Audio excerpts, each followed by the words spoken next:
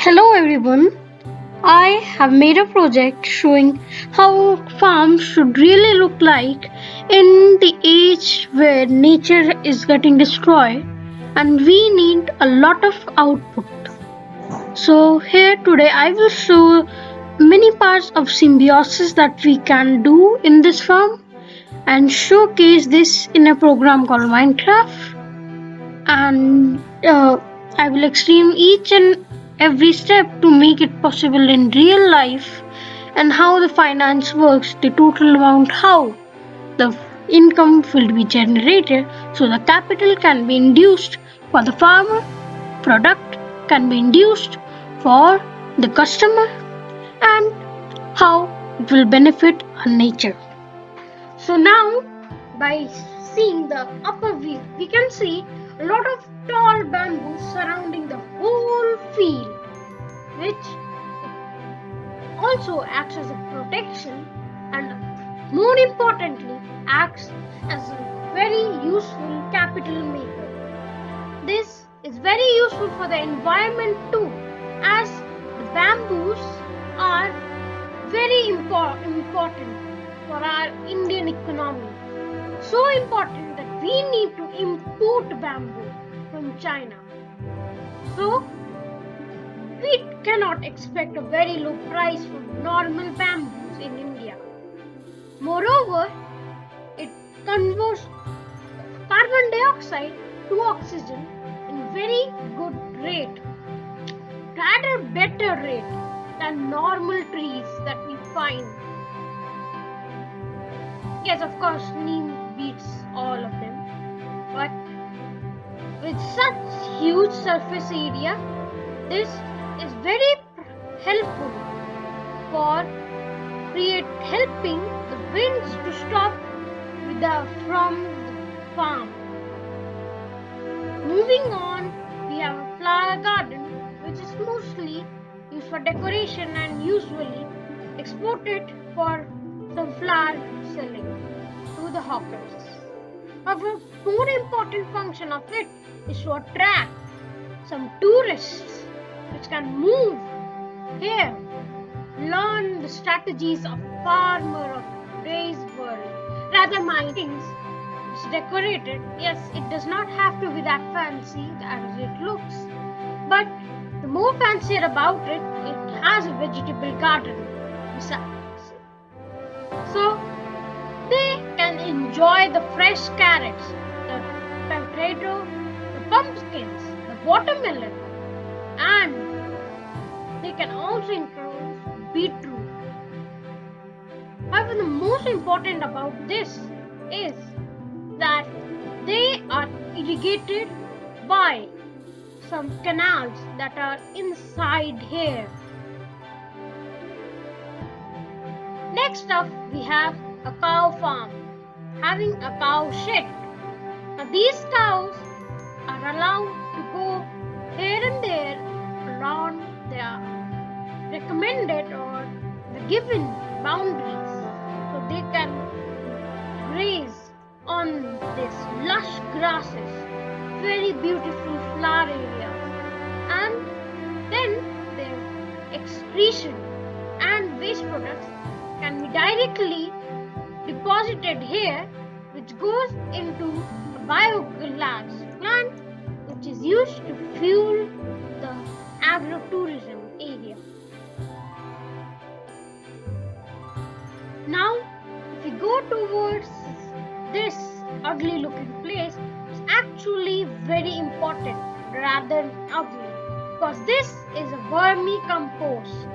This supplies the whole farm with very important manures, which is partly why there are so much unharvested rice, because there are a lot of rice there which is irrigated, and these prices go very high. A normal plant has fishes, but these fishes have some entryways like here which they can go through and help these rice get very good fertility.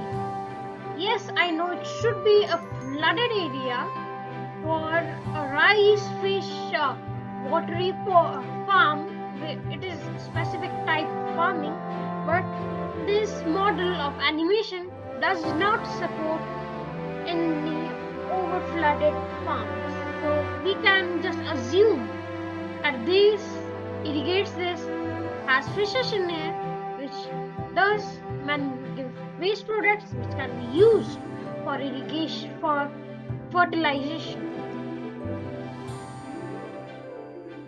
Now, the fish pond has a lot of symbiosis going on. So if you look for this part of our fish, we can see a lot of ducks swimming here.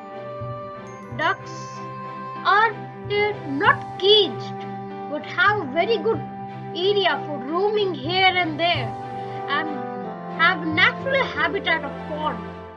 Now, these ducks, when they flap their wings like these, create a lot of variation, which is very good for majorly every fish here.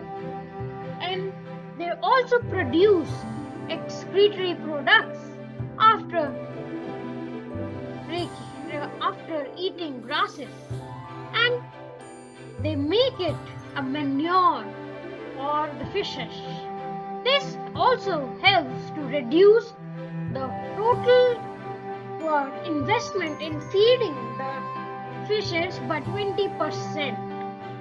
Now, these fishes are also used as their waste products can be collected and used back into these farms and those forestry areas. Now, we go to the one we had been talking to earlier, the ducks. We have a very good shelter for each and every duck here. They are there. They eggs which can be sold in any markets. It is very healthy. It's rather healthier, and they can be let out very easily by just take. Yes, we can see them lining and going outside. Then we have another gate to a chicken farm. Now we already know that by the layout that there is no pond here, but chickens do not need any food, and these chickens lay eggs a lot. Then these chickens also can be set free when needed, and then put back, and then cooked back. Then these chickens' waste products are used back to the farm. So this has another part, third section, which is to the right of this farm, to the far right rather I should say. Oh, that sounds perfect. I'm not able to do that now. Oh. Now we have a goat farm. Oh my gosh, itne kam goats hu hai yahan pe. These goats have the front gates open, which they can graze on this grass field having a lot of trees. Then they can also use this. We can also use a lot of the meat for selling purposes.